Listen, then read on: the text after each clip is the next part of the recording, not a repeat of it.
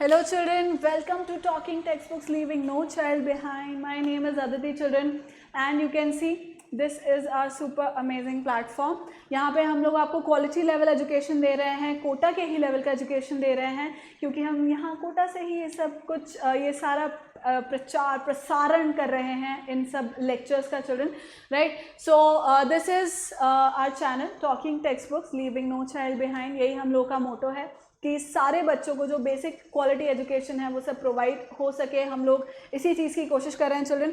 So these are the courses that we are offering 6 to 8 में जो olympiad level है, then NDSC, NSC, JSP, RMO 6 to 10 school level examinations. We are covering all this children and good part is कि हम लोग basic 0 level से cover up करके then we'll cover the NCERT level and the olympiad level, right. Last में हम लोग कुछ olympiad level के क्वेश्चंस को भी कर रहे होते हैं, like we try and do all those questions as well. तो अच्छे से आपकी प्रिपरेशन हो जाती है, राइट चिल्ड्रन. सो आज का जो लेक्चर है that is introduction to algebra. आज के लेक्चर के बाद children you will have to submit exercise 1 on Google classroom. आपको एक्सरसाइज 1 गूगल क्लासरूम पे सबमिट करनी होगी and this is for class 6 children, right. 6 standard के लिए है. आज का जो लेक्चर है वो अलजेब्रा के ऊपर है एंड ये हम लोग की बहुत ही सुपर अमेजिंग टीम है. हम सब के लेक्चर्स अवेलेबल है चिल्ड्रन ऑन आप लाइक जो चैनल है हम लोग का, वहाँ पर आप आपकी क्लास के अकॉर्डिंग जो प्लेलिस्ट बनी हुई है उस अकॉर्डिंग आप लोग जो लेक्चर्स बने हुए हैं उनको देख सकते हैं. So if you have missed any of the lectures, कुछ बैकलॉग का सीन ही नहीं होता है ऑनलाइन के अंदर. आप रिकॉर्ड जो लेक्चर्स ऑलरेडी जो रिकॉर्ड हो चुके हैं, लाइक आ चुके हैं, उनको आप देख ही सकते हैं. अभी वाले जो प्रेजेंट में लेक्चर्स चल रहे हैं उनको तो आप देखेंगे ही सही, right children. So this is it. This is about me. I'm taking an MTC primary sub junior and mathematics for 6 to 8 children. ये हम लोग का टेलीग्राम चैनल है. अकॉर्डिंग टू योर क्लास, आपको अपनी क्लास के अकॉर्डिंग इसको ज्वाइन करना होगा children. Excuse me. So you will have to join according to your class, one thing. And what is the good part of joining it is, again, first thing is that it is free, so there is no cost for it. And good part is children की जो भी time table बना होता है, जैसे जिस तरह से स्कूल्स में बहुत ही बड़े कोचिंग्स के अंदर टाइम टेबल रहता है प्रॉपर, उसी तरह से टाइम टेबल यहाँ पर भी हम लोग फॉलो कर रहे होते हैं एंड उसी के नोटिफिकेशन आपको मिलते जाते हैं ऑन टेलीग्राम. सो आपका कोई भी लेक्चर इस तरह से मिस नहीं हो रहा होगा क्योंकि you will be kept updated, ठीक. एंड ये हम लोग का वेबसाइट है चिल्ड्रन, talkingtextbooks.in. यहाँ पे आप लोगों को जो हमारे पैकेजेस हैं वो दिख जाएंगे. Then you can see that 6 standard में 9000 is the highest package and like I would request you all, see 9000 highest package है. Again when you use my code AV Live तो उसमें 30% का डिस्काउंट हो जाएगा. सो ये जो 9000 का पैकेज है चिल्ड्रन वो सिर्फ 6300 में आपको मिल जाएगा. Means the complete package you will get in just 6300 and you will get the study material, that test series for the whole year and everything like that, right. So it's my request to you children कि please don't keep this information just to yourself. Please बाकी और लोगों को भी ये सब चीज़ें बताओ because there are many students who are in need and जो afford कर भी सकते हैं तो भी अब इतना हाई पे देने की ज़रूरत नहीं है, हाई फीस देने की ज़रूरत नहीं है for quality education because we have brought it to you at a very like nominal charges. So 6300 में you are getting the study material. जो video lectures हैं वो तो है ही से on YouTube that are for free and like the test series, right. जो test series है ही से. अब test series का again children that will be for whole year. There will be part test, there will be cumulative test, उसका results वगैरह सब कुछ आपको मिल रहा होगा. Still if you do not require the whole study material then you can opt for the second package which is just for the test series. और वो test series कितने की है 2450 में children. So you will get the whole test series in just 2450 for whole year. Again, bi-weekly quizzes are free children. If you haven't started attempting them, please do it because they are of Olympiad level. And where can you get them? On our website that is talkingtextbooks.in. So children, कुछ भी आपको queries होती है इस सबसे related कि कैसे हम लोग को बाई वीकली क्विजेज देना स्टार्ट करना है या किस तरह पैकेज बाय करें, ये सब इसके अलावा कुछ भी queries you can call on this number which is 9549041111. Clear children? Clear है मेरे नन्हे मुन्ने बच्चों? So we'll start with a promise and then we'll complete like we'll start with a chapter then.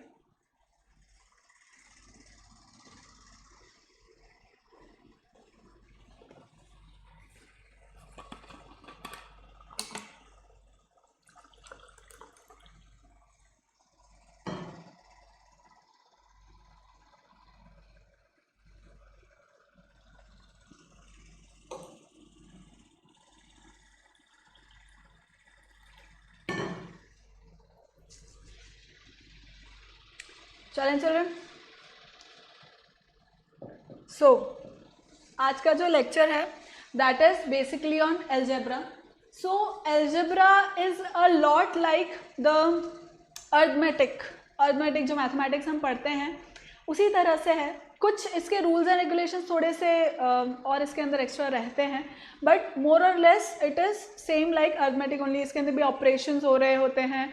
और इम्पॉर्टेंट बात एक ये है इसके अंदर कि एल्जेब्रा के अंदर एक वेरिएबल होता है, राइट. कुछ कॉन्स्टेंट्स होते हैं, वेरिएबल्स होते हैं. सो हम कहाँ देखते हैं एल्जेब्रा को, कहाँ यूज़ कर रहे होते हैं. फॉर एग्जाम्पल अगर हम मार्केट गए, okay, and like you have 100 rupees and you want to buy chocolates and one chocolate is of 10 rupees. ठीक है, एक चॉकलेट 10 रुपीज़ की है जो आपको परचेज करनी है. In total you have 100 rupees. तो how many chocolates can you buy in those 100 rupees. So this how many is variable. ठीक है, how many is something that you want to find out, right. ये एक ऐसा value है जो आपको find out करना है. अब ये वेरिएबल क्यों है चिल्ड्रन? क्योंकि sometimes you could opt for another chocolate which is just 5 rupees. तो आप 5 रुपीज़ वाली चॉकलेट भी ले सकते हो. तो अब कितनी चॉकलेट उसमें आ जाएगी? Again that variable has change, right. पहले कम चॉकलेट्स आ रही थी क्योंकि 10 रुपीज़ की थी तो 10 ही चॉकलेट आ रही थी. अब 20 चॉकलेट आ जाएगी. तो ये कितना जो अमाउंट था ना चिल्ड्रन, वो चेंज हो गया, वो वेरी हो गया. इसलिए इन एल्जेब्रास के अंदर हम वेरिएबल यूज़ करते हैं. तो जब हम सोचते हैं कि हम एल्जेब्रा कहाँ यूज़ कर रहे हैं, हम क्यों पढ़े, what is the use. To children let me tell you, algebra is everywhere. Let me tell you that, right? So children, in arithmetic, numerals 1, 2, 3, 4, etc. and 4 fundamental operations, addition, subtraction, multiplication, division are used to deal with various problems. In algebra, in addition to numerals, we use letters such as x, y and z in various situations to solve the problems. जिस तरह से arithmetic के अंदर हम लोग जो numbers हैं उनको यूज़ कर रहे होते हैं, ऑपरेशंस यूज़ कर रहे होते हैं, एल्जेब्रा के अंदर भी बिल्कुल वैसा ही रहता है. बस इसके अंदर कुछ और एक्स्ट्रा जो आ जाता है children, that is what, that is variables. जो मैंने अभी बताया, कितना, कब, कितना, हाउ मच, राइट. सो इस तरह के क्वेश्चन से डील करने के लिए, इस तरह के प्रॉब्लम से डील करने के लिए हम लोग वेरिएबल्स को यूज़ करते हैं. वेरिएबल क्यों बोला जाता है वो हम अभी आगे बताएंगे इस चीज़ को, right. So let's start with some matchstick pattern. इसी में अपन कुछ मैथस्टिक पैटर्न को पढ़ते हैं. So see what is this is a L, as you can see, right. एक एल बना हुआ है यहाँ पर. हम ग्रेजुअली क्या करने का सीख रहे हैं चिल्ड्रन कि कोई भी हमें एक इक्वेशन गिवन है, मतलब कोई भी एक प्रॉब्लम स्टेटमेंट हमें गिवन है.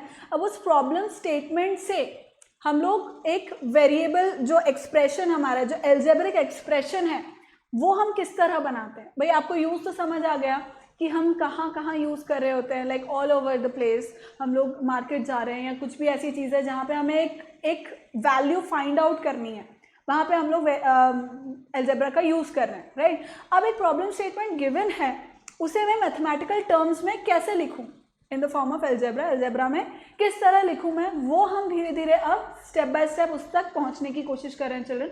तो उसमें सबसे पहले हम स्टार्ट करते हैं एक जो मैथस्टिक पैटर्न्स होते हैं उससे. ठीक है. सो अंडरस्टैंड, यहाँ पे फर्स्ट इमेज है, सेकंड इमेज है, थर्ड इमेज है, सो ऑन. फर्स्ट इमेज में यहाँ पे एक एल बना हुआ है. You can see it here, there is a L बना हुआ है यहाँ पर, राइट. अब ये एल क्या दिखा रहा है चिल्ड्रन, इट इज शोइंग 2 मैथस्टिक्स. अब ये एल कैसे बना हुआ है, 2 मैथस्टिक्स से बना हुआ है.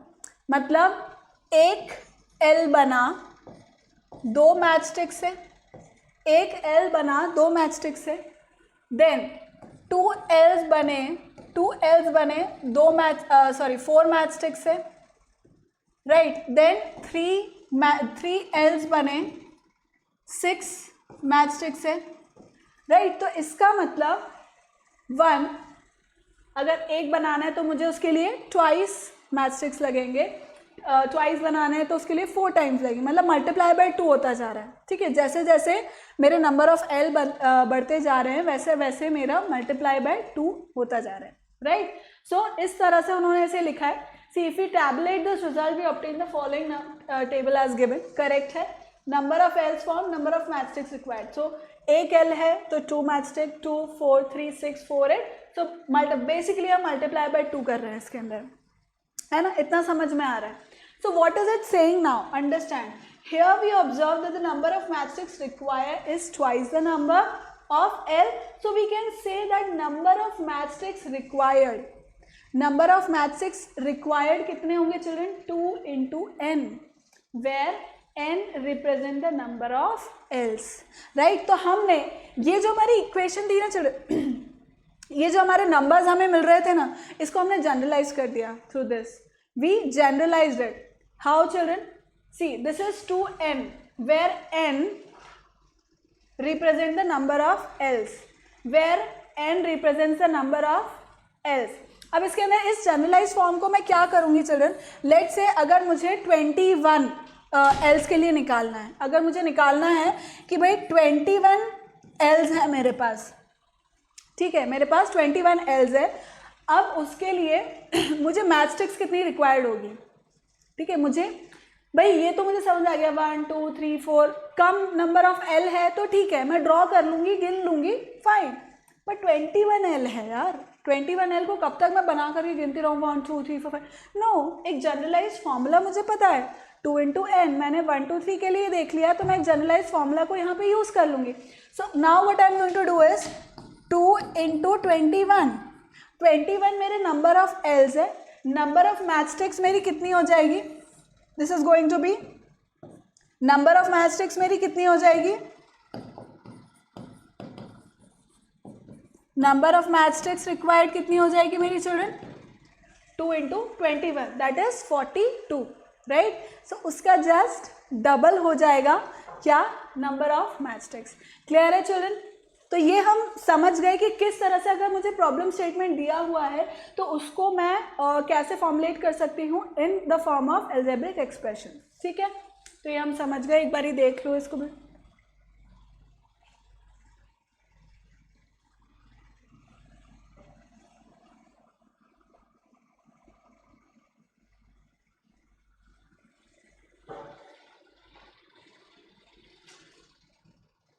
चलो नेक्स्ट, अब इसके अंदर क्या कुछ चीज़ें आती है अलजेब्रा के अंदर, क्या क्या टर्म्स होते हैं, अब हम उसके बारे में पढ़ते हैं चिल्ड्रन, राइट? क्योंकि ये तो हमने एक जनरल ओवरव्यू तो देख लिया कि भाई मुझे कुछ अगर प्रॉब्लम स्टेटमेंट गिवन है तो प्रॉब्लम गिवन है तो किस तरह से मैं उसको फॉर्मुलेट करूँगी, उसको और अच्छे से अपन देखेंगे. पर उसको फॉर्मुलेट करने से पहले एक एल्जेब्रिक एक्सप्रेशन के अंदर क्या क्या चीज़ें आ रही होती है? भाई वेरिएबल होता है, कांस्टेंट होता है, ऑपरेशंस होते हैं, कोएफिशिएंट्स होते हैं, फैक्टर्स होते हैं. तो इस सब के बारे में हमें जनरल नॉलेज तो होना चाहिए, राइट? तो let's study that. So this is literal numbers. What are literal numbers children? See, sometimes letters represent the numbers. Letters जो हैं वो रिप्रेजेंट करते हैं नंबर्स को. These letters are called literal numbers and obey all the rules of arithmetic. Literal numbers बोल लो या variable बोल लो, ठीक है? लिटरल नंबर्स को आप वेरिएबल्स भी बोल सकते हैं. क्यों वेरिएबल्स बोल सकते हैं? क्योंकि इनका जो इनका जो नंबर है, इनका जो वैल्यू है वो पर क्वेश्चन चेंज होता जाता है. मतलब किसी स्टेटमेंट में अगर मेरा आंसर जो नंबर ऑफ वेरिएबल का जो आंसर निकल रहा है वो 2 है तो किसी में 4 निकल सकता है. मान लो अगर किसी एग्जाम्पल में मैं फॉर एग्जाम्पल अगर मेरा n या x मान लो, चलो n छोड़ो, x मान लो कि अगर एक क्वेश्चन में मेरा x इक्वल्स टू 2 आ रहा है, ठीक है, आंसर, और दूसरे क्वेश्चन में मेरा x इक्वल्स टू 1/2 आ रहा है, राइट? तो ऐसा नहीं है कि x का मतलब 2 है तो वो हर क्वेश्चन में 2 कांस्टेंट हो गया, ऐसा नहीं है चिल्ड्रन, राइट? अगर वो एक क्वेश्चन में 2 है तो किसी और में 1/2 है, तो किसी और में 100 है, तो किसी और में 1050 है, तो कुछ भी हो सकता है, राइट? इसलिए हम उसका नाम क्या रखते हैं? वेरिएबल रखते हैं या लिटरल नंबर रखते हैं. लिटरल क्यों? क्योंकि these are denoted by the literals, alphabets जो होते हैं, XYZ हो गए, ABC हो गया, PQR, एनीथिंग, राइट? बट उनका एक सर्टेन कुछ वैल्यू आ जाता है जब भी क्वेश्चन में हम सॉल्व करते हैं. मोस्टली कुछ क्वेश्चन ऐसे होते हैं जिनकी रिक्वायरमेंट नहीं होती, बट देन वेरिएबल या लिटरल नंबर उसका इसीलिए नाम है. लिटरल नंबर इसलिए नाम है क्योंकि उनका कुछ वैल्यू निकल के आता है. वेरिएबल भी हम उसे इसीलिए बोलते हैं क्योंकि वो हर एक क्वेश्चन के साथ उसका जो वैल्यू है वो चेंज होता जाता है, right children? So sometimes letters represent the numbers. These letters are called literal numbers and obey all the rules of arithmetic. मतलब जो भी हम प्लस माइनस इंटू डिवाइड करते हैं वो भी बिल्कुल इसके अंदर वही सब कुछ हो रहा होता है, ठीक है। वो जो लिटरल नंबर्स हैं वो भी यही फॉर्म लाइक उसी को ही फॉलो कर रहे होते हैं। So now if 5 into P into Q is written, right. So अब ये क्या है चिल्ड्रन, पी और क्यू क्या है, पी और Q R variables, literal numbers. कहीं पे इसका वैल्यू कुछ और हो सकता है, कहीं कुछ और हो सकता है, इसलिए इन्हें लिटरल नंबर्स या वेरिएबल्स बोलते हैं। अब देखो 5 इंटू पी इंटू क्यू है तो ये क्या हो रहा है, ये फॉलो कर रहा है उसी अर्थमेटिक प्रोसेस को कि मल्टीप्लाई करना है तो 5pq, राइट। अब 5pq मेरा एक वैल्यू हो गया, 5pq मान लो मेरा एक वैल्यू है सी 5pq, ठीक है, ये मेरा एक प्रोडक्ट है। अब अगर इसे मैं डिवाइड करना चाहूँ 5 से तो क्या डिवाइड हो जाएगा, बिल्कुल हो जाएगा। मेरे पास आंसर क्या आएगा, pq, राइट। मेरे पास 5pq है, मैं इसको डिवाइड करना चाहती हूँ p से, क्या डिवाइड हो जाएगा, बिल्कुल हो जाएगा। p से p कैंसिल हो जाएगा, 5q रह जाएगा, ठीक है। मेरा एक नंबर है 5pq, इसको मैं q से डिवाइड करना चाहती हूँ, क्या ये हो सकता है, बिल्कुल हो सकता है। q से q डिवाइड हुआ, 5p रह गया, राइट। इसका ये मतलब है कि 5p और q इस नंबर के क्या हुए, फैक्टर्स। भाई कोई भी नंबर, जब जैसा हम अरिथमेटिक में पढ़ते हैं कि भाई कोई भी ऐसा नंबर जो किसी एक पर्टिकुलर नंबर को कम्प्लीटली डिवाइड कर रहा है तो उसका फैक्टर हो गया। जैसे अगर मैं 6 ले रही हूँ, 6 नंबर को 2 कम्प्लीटली डिवाइड कर देता है तो 2 उसका क्या हुआ, फैक्टर हुआ। ऐसे ही ये 5p और q सेपरेटली इस 5pq के क्या हुए चिल्ड्रन, फैक्टर्स हो गए। तो मैं इसको सेपरेट टर्म्स में क्या बोल सकती हूँ, फैक्टर्स बोल सकती हूँ, क्लियर। यानी कि फैक्टर्स क्या हो गए, जो भी नंबर्स जिसे हम कंप्लीटली डिवाइड हो रहा है अगर कोई भी टर्म, तो वो क्या हो गए, उसके फैक्टर्स हो गए।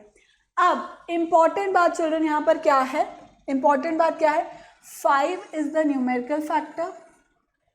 5 यहाँ पर न्यूमेरिकल फैक्टर है क्योंकि it is a numeral number, 5 numeral है, नंबर है, and p and q are literal factors.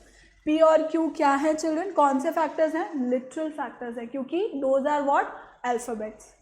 Clear सी बात है, राइट। तो हमने अभी तक क्या पढ़ा चिल्ड्रन, पहली चीज़ तो ये पढ़ी कि लिटरल नंबर्स क्या होते हैं। लिटरल नंबर्स मतलब जो हम ABC XYZ इस तरह से जो अल्फ़ाबेट्स होते हैं उनको जब हम किसी टर्म, किसी एक्सप्रेशन के अंदर यूज़ कर रहे होते हैं तो वो क्या कहलाते हैं, लिटरल नंबर्स। उन्हें हम वेरिएबल्स भी कहते हैं।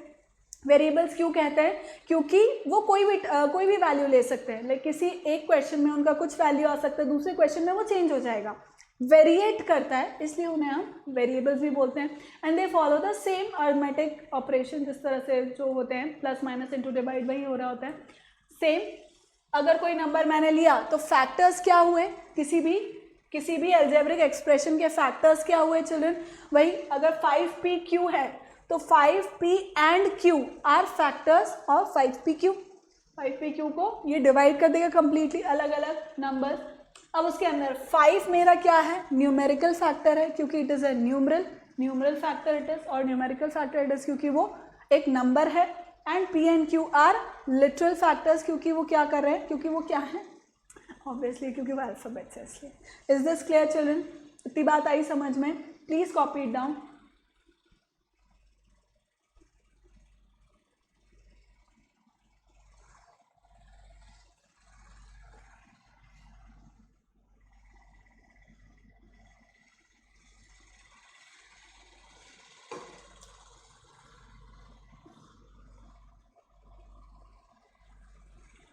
चलें आगे बढ़ें। So next is power of literal numbers. Power of literal numbers मतलब what does that mean, power of literal number. अब मान लो मैंने कोई नंबर को इस तरह से लिख रखा है x to the power 2, power of a literal number. जैसा यहाँ लिखा है वैसा के वैसा मैंने लिख दिया, power of a literal number, right. अब let me take an example. अगर मैंने लिखा है 3 टू द पावर 2, ठीक है। 3 टू द पावर 2 का क्या मतलब है चिल्ड्रन, दैट मीन्स कि मैं 3 को कितनी बार मल्टीप्लाई कर रही हूँ, 2 बार। पावर का क्या मतलब होता है कि कोई पर्टिकुलर जो भी बेस है उस बेस के ऊपर जो पावर हमने लगा रखी है, इसका ये मतलब है कि वो बेस वाले नंबर को हम उस पावर टाइम्स मल्टीप्लाई कर रहे हैं, पावर जितना ही हम उसे मल्टीप्लाई कर रहे हैं। अगर मैंने 3 टू द पावर 2 लिखा है, इसका ये मतलब है कि मैं 3 को कितनी बार मल्टीप्लाई कर रही हूँ, 2 बार मल्टीप्लाई कर रही हूँ। अगर मैंने इस तरह से कुछ लिखा 4 to the power 5, right, 4 to the power 5, इसका मतलब मैं 4 को कितनी बार मल्टीप्लाई कर रही हूँ चिल्ड्रन, 5 टाइम्स, राइट। 4 को मैं 5 टाइम्स मल्टीप्लाई कर रही हूँ, इसलिए मैं 4 टू द पावर 5 लिख रही हूँ। Same is the case with literal numbers as well, right, क्योंकि मैंने क्या बोला, इसी से पहले मैंने क्या बोला कि भाई वो अर्थमेटिक जो भी हमारे ऑपरेशंस रहते हैं उन सबको फॉलो करते हैं बिल्कुल अच्छे से, दे आर गुड पीपल, बिल्कुल आनाकानी नहीं करते। सो एक्स स्क्वायर का क्या मीनिंग हुआ चिल्ड्रन, कि एक्स को मैं कितनी बार मल्टीप्लाई कर रही हूँ, 2 टाइम्स मल्टीप्लाई कर रही हूँ, ठीक। इसी तरह अगर मैंने लिखा y to the power 7, right, मैंने लिखा power of a literal number y to the power 7, तो इसका क्या मीनिंग हुआ कि y को मैं कितने टाइम्स मल्टीप्लाई कर रही हूँ,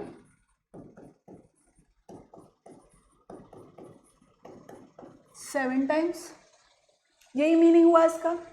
तो आ गया हमें समझ में कि पावर ऑफ लिटरल नंबर क्या होता है। पावर ऑफ लिटरल नंबर वो नंबर होता है जितनी बार हम उस लिटरल नंबर को मल्टीप्लाई खुद से मल्टीप्लाई कर रहे होते हैं, right. So power of literal quantities means when a quantity is multiplied by itself any number of times, the product is called a power of that quantity. This product is expressed by writing the numbers of factors into the right of the quantity and slightly raised. ये तो हम जानते ही हैं children. So, see, m into m has 2 factors. So, to express it, we can write it m into m equals to m square. So, m to the power 2, right? हम इसी तरह लिखते हैं. Power का मतलब यही होता है children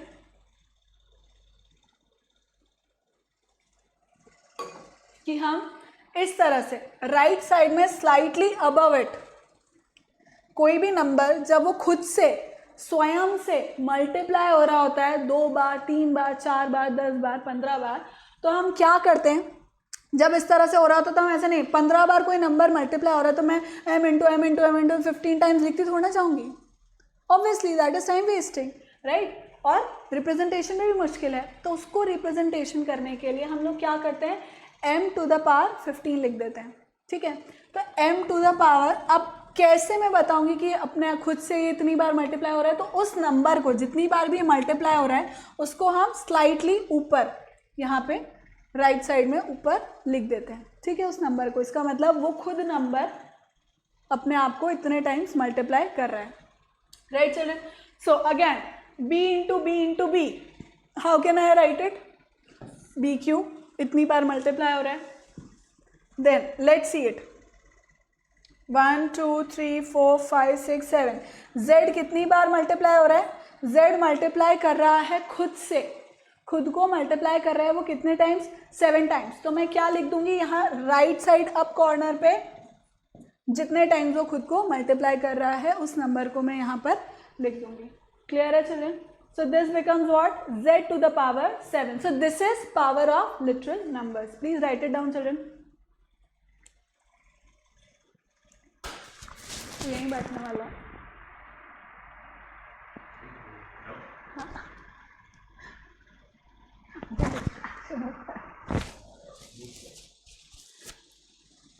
So clear है children? Written? Next. कोएफिशिएंट्स। अब कोएफिशिएंट्स क्या होते हैं चिल्ड्रन, कोएफिशिएंट्स भी अगेन 2 टाइप के होते हैं। जनरली हम न्यूमेरिकल कोएफिशिएंट जो होता है वो ले रहे होते हैं, but then it depends on the question as well, right, वो क्वेश्चन पे भी डिपेंड करता है।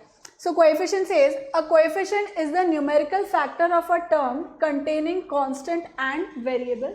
सी, a coefficient is the numerical factor of a term containing constants and variables, मतलब उसके अंदर constants होते हैं और variables होते हैं। अच्छा, constant होता क्या है चलिए, see let me tell you what are constants.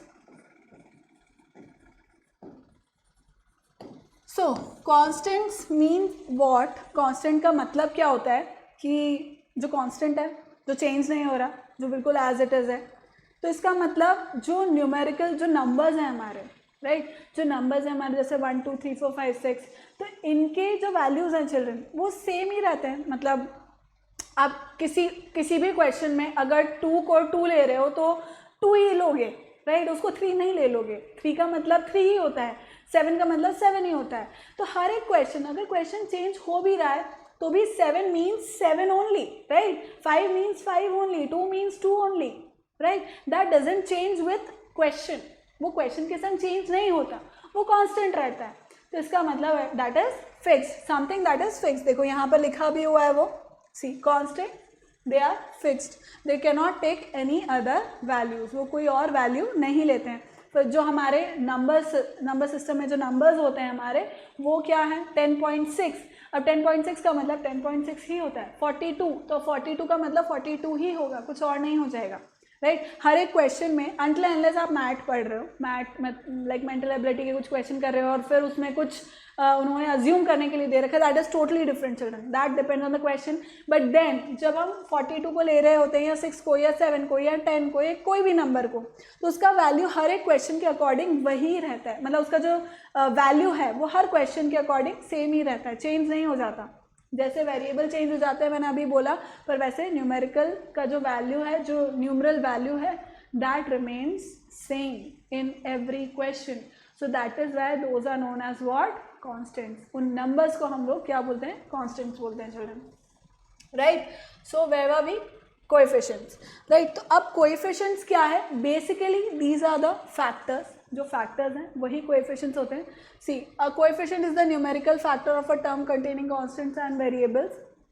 So in the term 5ab, right 5ab मैंने अगर एक नंबर लिया, ठीक है 5ab मैंने एक नंबर लिया।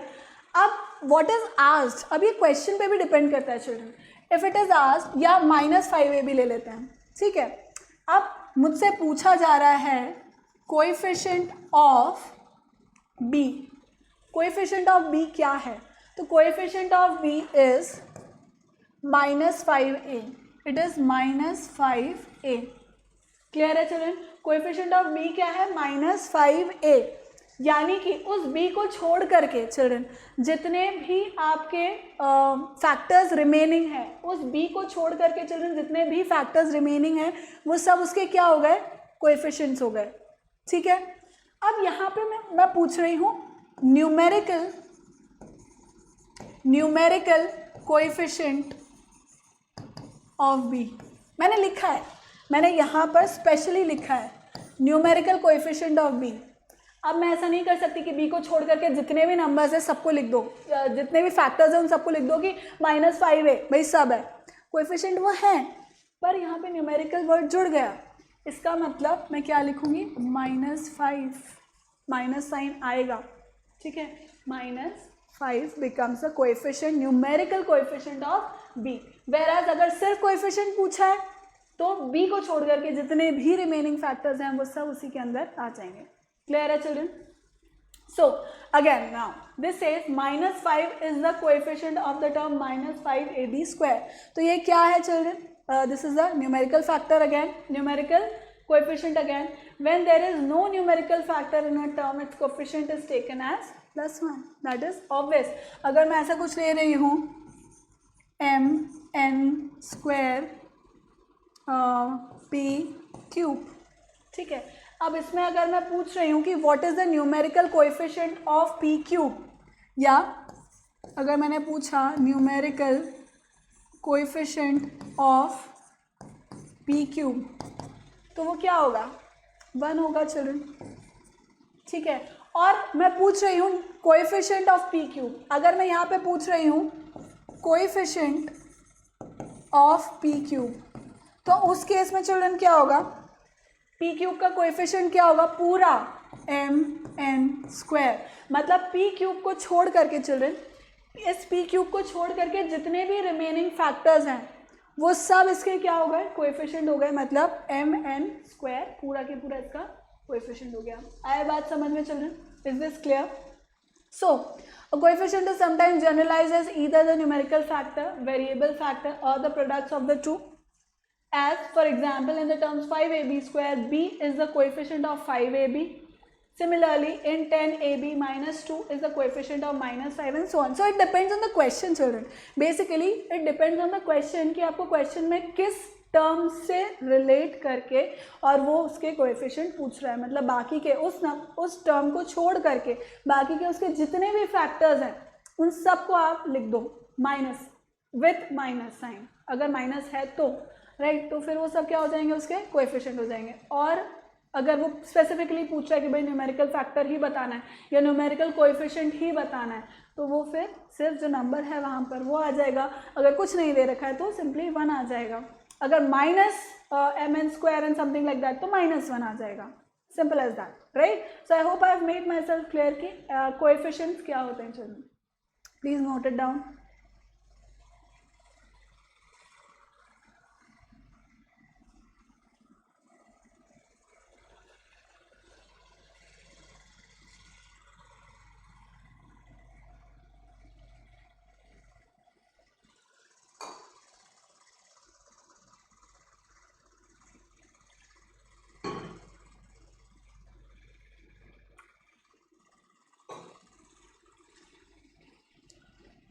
ठीक है, नेक्स्ट चलो वेरिएबल एंड कांस्टेंट, जैसा कि मैं बता रही थी, right. So variable and constant are, a constant is a value, जो मैंने आपको बता ही दिया था कि a constant is a value or number that never changes in an expression, it's constantly the same. इसके अंदर अपन एग्जाम्पल ले सकते हैं, जितने भी हमारे नंबर्स हैं, all numbers,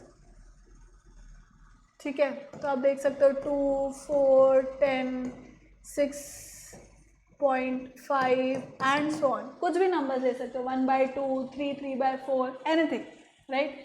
And a variable is a letter representing some unknown. A variable always represents a number, but it carries varying values when written in an expression. हर एक क्वेश्चन, हर एक एक्सप्रेशन के हिसाब से उसका जो वैल्यू है वो चेंज होता जाता है, right. Bye convention mathematics usually assign the letters not, it is not mandatory, मतलब इट सेज कि जनरली XYZ हम लोग यूज़ करते हैं जब एक्सप्रेशन हम अरिथमेटिक जो एल्जेब्रिक एक्सप्रेशन हम लिख रहे होते हैं उसके अंदर जनरली XYZ यूज़ हो जाता है, but then it is not a rule कि आपको XYZ ही लिखना है।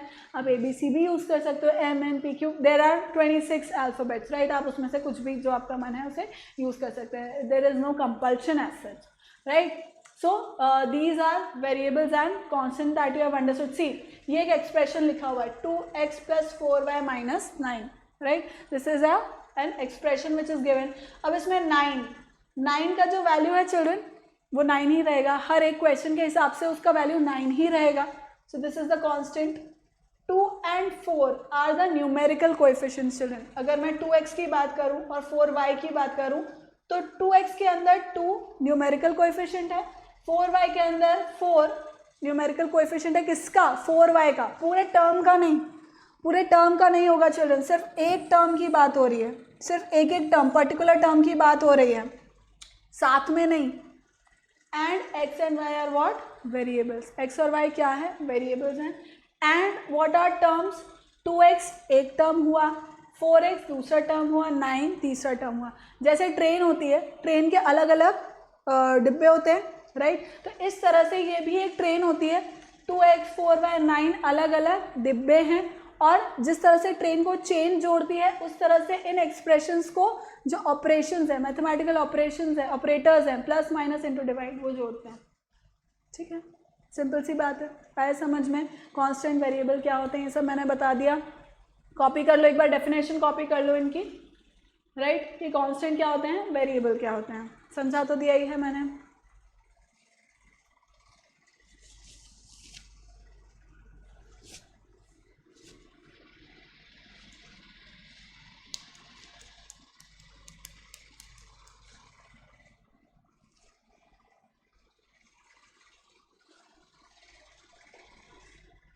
ठीक है children, so let's start with few questions. हम लोग कुछ क्वेश्चंस ट्राई कर लेते हैं, जितना भी पढ़ा हमने उससे related. Write the following using numbers, literals and signs of basic operation, state what each letter represents. तो बेसिकली वही जो मैं समझा रही थी आपको कि भाई हमें कुछ प्रॉब्लम्स दी हुई है, कुछ क्वेश्चन दिए हुए हैं, अब उससे एक अलजेब्रिक एक्सप्रेशन किस तरह बनाना है तो वो हम अभी देखते हैं, ठीक है। So let's say the diameter of a circle is twice its radius, right, this we know, very famous formula this is. So diameter of a circle, let the diameter, so first option में वो बोल रहा है state what each letter represents, वो ये भी बता रहा है कि भाई हर एक वेरिएबल जो आप ले रहे हो वो उस पर्टिकुलर क्वेश्चन के लिए क्या रिप्रेजेंट कर रहा है ये भी हमें बताना है, राइट। तो सबसे पहले वो डायमीटर के लिए बोल रहा है, तो डायमीटर को हम अज्यूम कर लेते हैं d, ठीक है। फिर रेडियस के लिए बोलता है, तो रेडियस को हम अज्यूम कर लेते हैं r, ठीक है। अब वो क्या बोल रहे हैं, the diameter of a circle, diameter of a circle that is d is, it is what, twice its radius, it is twice, 2 times of its radius, ये ट्रू भी है, 2 टाइम्स होता है अपने रेडियस का, तो 2 times of its radius, 2 times मतलब 2 into are, 2 times में मीन्स ट्वाइस मतलब उसका 2 टाइम्स मतलब 2 इंटू आर, राइट। तो ये हमने d इक्वल्स टू 2r लिख दिया, ठीक है, d इक्वल्स टू 2r लिख दिया। बेसिकली डायमीटर क्या होता है, ट्वाइस होता है अपने रेडियस का, तो इन दोनों को इक्वल करने के लिए मैंने r के अंदर भी क्या लगा दिया, मल्टीप्लाई कर दिया 2 से। डायमीटर ट्वाइस था अपने रेडियस का, किसी भी सर्कल के रेडियस का, तो मैंने क्या किया, रेडियस के अंदर भी 2 मल्टीप्लाई कर दिया ताकि दोनों क्या हो जाए, इक्वल हो जाए। Clear children. सेकेंड करते हैं अपन, second is says the area of a rectangle is the product of its length and breadth, right, the area of a rectangle. अब एरिया ऑफ रेक्टेंगल चिल्ड्रन क्या होता है, length into breadth, product of its length and breadth, वो बोल ही रहा है। तो अपन assume कर लेते हैं लेंथ L है, ठीक है, ब्रेथ B है, okay, and area is represented by A, ठीक है। अब वो क्या बोल रहा है, the area of rectangle, area of rectangle is the product of its length and breadth, मतलब लेंथ और ब्रेथ का प्रोडक्ट। ये बन गया हमारा अलजेब्रिक एक्सप्रेशन। सोच रहे हो आप कि अलजेब्रिक एक्सप्रेशन आप कहाँ यूज नहीं करते हैं, सब जगह। थर्ड देखते हैं, the selling price equals the sum of the cost price and the profit, ठीक है। अब सेलिंग प्राइस और कॉस्ट प्राइस ये सब हम चैप्टर्स के अंदर आगे पढ़ेंगे, पर अभी तो हम डायरेक्टली इस स्टेटमेंट से समझ करके हमारा एक्सप्रेशन बना देते हैं। तो अपन सेलिंग प्राइस को मान लेते हैं, selling price is equals to SP, ठीक है। कॉस्ट प्राइस को मैं मान लेती हूँ CP एंड प्रॉफिट को मैं मान लेती हूँ P, प्रॉफिट को मैं मान लेती हूँ P। क्लियर है चिल्ड्रन, प्रॉफिट को मान लिया मैंने P। अब वो क्वेश्चन अब वो स्टेटमेंट दे रहा है, the selling price equals the sum, मतलब जो सेलिंग प्राइस है it is equal to the sum of what, cost price and profit. So cost price and profit का सम है सेलिंग प्राइस, वो बता रहा है। मैंने इस तरह से उस तरह से मैंने जो मेरा अलजेब्रिक एक्सप्रेशन था उसको, बेसिकली ये तो इक्वेशंस बन गई, क्योंकि यहाँ पे इक्वल का साइन लग रहा है तो ये अलजेब्रिक इक्वेशंस बन गई हैं, ना कि जस्ट एक्सप्रेशन, क्योंकि एक्सप्रेशन के अंदर इक्वल्स टू का साइन नहीं लगता, वेयर एज अलजेब्रिक इक्वेशन के अंदर इक्वल्स का साइन लगता है, जो मेरे यहाँ पे लगा रखा है। क्लियर है, बेसिक डिफरेंस यही है, अलजेब्रिक इक्वेशन और अलजेब्रिक एक्सप्रेशन के अंदर डिफरेंस यही है कि बस उसके अंदर इक्वल्स टू का साइन आ जाता है अलजेब्रिक इक्वेशन के अंदर। क्लियर है चिल्ड्रन। नेक्स्ट क्वेश्चन, नेक्स्ट इन तीनों को भी अपने को यही करके देखना है। So what does it says, fourth वाला क्या बोलता है, the total amount equals the sum of the principal and the interest. तो सिंपल इंटरेस्ट में हम लोग ये भी पढ़ेंगे, राइट, बट अभी के लिए जैसा वो बोल रहा है, अमाउंट को मैं लिख लेती हूँ A प्रिंसिपल, ये वो वाला प्रिंसिपल, वो स्कूल वाले प्रिंसिपल नहीं है, ये आपके बैंक से जब आप लोन लेते हैं तो जो जितना आप जो फर्स्ट टाइम में आपने जितना अमाउंट उठाया है, राइट, उसको प्रिंसिपल अमाउंट बोला जाता है, राइट, जितना आपने लोन लिया है 3 लाख 4 लाख जितना भी, जैसा भी, right, so that is known as the principal amount. And interest, interest वो अमेजिंग चीज़ है जो बैंक्स को बहुत पसंद होती है क्योंकि इसी से उनका बिजनेस चलता है, right, obviously. So this is interest which let us denote by I. अब जो बोल रहा है उसको एज इट इज लिख देते हैं। सी द टोटल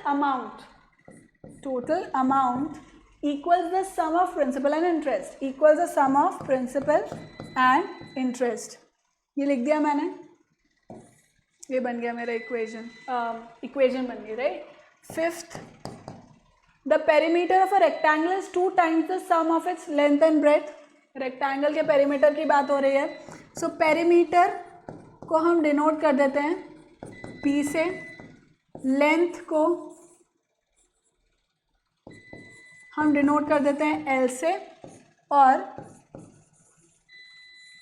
ब्रेथ को हम डिनोट कर देते हैं B से, ठीक है। अब वो क्या बोल रहा है, perimeter of a rectangle is 2 times of what, the sum of its length and breadth. मतलब पेरीमीटर क्या होता है, it is 2 times the sum, और ये क्यों होता है वो हम जब मेंसुरेशन के चैप्टर्स पढ़ रहे होंगे तब हम देखेंगे। 2 times the sum of its length and breadth, इन दोनों के सम का ट्वाइस होता है पेरीमीटर। तो ये मैंने एक्सप्रेशन लिख दिया, राइट, यहाँ पे मैंने एक्सप्रेशन लिख दिया इसका। Next, sixth, the perimeter of a square is 4 times it's side. Very simple, perimeter को अगेन मैंने P मान लिया। अब आप समझ पा रहे हो, देखो यहाँ पे P है, यहाँ पे P है, राइट। क्वेश्चन चेंज हो गया तो वेरिएबल का जो मीनिंग है वो भी चेंज हो जाएगा, राइट, वेरिएबल का जो वैल्यू है वो भी चेंज हो जाएगा, इसीलिए उसको वेरिएबल या लिटरल नंबर बोला जाता है, लिटरल्स बोला जाता है, या लिटरल नंबर बोल सकते हैं या वेरिएबल बोल सकते हैं, right. And side is equals to A मान लो, ठीक है, साइड मान लिया मैंने A। अब वो क्या बोल रहा है, perimeter of a square is 4 times it's side. 4 times it's side मतलब 4 into A, 4 times का मतलब ये हो कि 4 multiply by A हो रहा है, right children, so that is 4 times of A। Clear है children? I hope this is clear to you.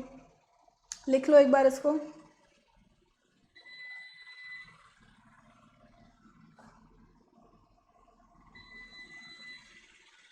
Next question करें children. So write the following using numbers, literals and signs of basic operation. अब इनको भी हमें इस तरह से ही जो इनके एक्सप्रेशन है वो बनाते जाना है। So this says what, the sum of 6 and x। वो बोल रहा है सम करना है 6 and x का, सो 6 + x, ये हो गया। सेकेंड क्या बोल रहा है, 3 more than a number y, y से 3 नंबर ज्यादा, सो y + 3। देन ये 1/3 of a number x, x का 1/3 मतलब 1/3 x। Clear? Next number 1/2 of the sum of number x and y, मतलब x और y दोनों नंबर्स का सम का हाफ। मतलब मैं इसको डिनोट कैसे करूँगी, 1/2 of sum of x + y, मतलब x और y के सम का half, right. Next is the number y less than a number 7। Number y less than a number 7 मतलब 7 से मैं y को लेस कर दूंगी, right. Number y less than a number 7 क्योंकि कंपैरिजन हो रहा है 7 से, मतलब 7 से मुझे y को सब्ट्रैक्ट करना है, ठीक। Next 7 taken away from x, from है मतलब सब्ट्रैंड मेरा क्या हो गया 7 हो गया. सो x minus 7. Right children. Next 2 less than the quotient of x and y. Quotient of x and y मतलब x डिवाइडेड बाय y, उसके कोशेंट में से मतलब उसके आंसर में से 2 लेस, मतलब उसके जब हम डिवाइड कर देंगे तो मुझे क्या मिलेगा, ऑब्वियसली आंसर के तौर पे मुझे क्या मिलता है, कोशेंट ही मिलता है. तो उस क्वेश्चन से मैं क्या करूँगी, 2 को सब्ट्रैक्ट कर दूंगी. सो -2 and 4 times x taken away from 1/3 of y. 4 times x taken away from 1/3 of y. So 1/3 of y means what? See, 4 times of x taken away का मतलब ले लेना, मतलब सब्ट्रैक्ट कर लेना, सिंपल सी बात है. फ्रॉम किस में से, 1/3 of y में से, यानी कि 1/3 of y में से मुझे सब्ट्रैक्ट करना है कुछ, तो मेरा सब्ट्रैंड क्या है 4 times x, मतलब 4 into x. ये इस पूरे का क्या होगा चिल्ड्रन, एक्सप्रेशन बनेगा. 4 times x taken away from 1/3 of y. ठीक है. Next 9. Quotient of x by 3 is multiplied by y. Quotient of x by 3, x by 3 means x by 3 and it's quotient. Quotient मतलब जब मैं इसको divide करूँगी, तो divide करने के बाद मुझे जो भी आंसर मिलेगा is multiplied by y, that is multiplied by y. Right children, is this clear? This is how you write these expressions by the statements or the problems that are given to us. Please copy it down.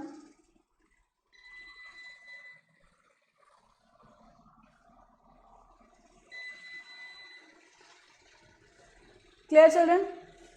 So बाकी के questions ये आप लोग का homework है. Please do it. This as well. This as well.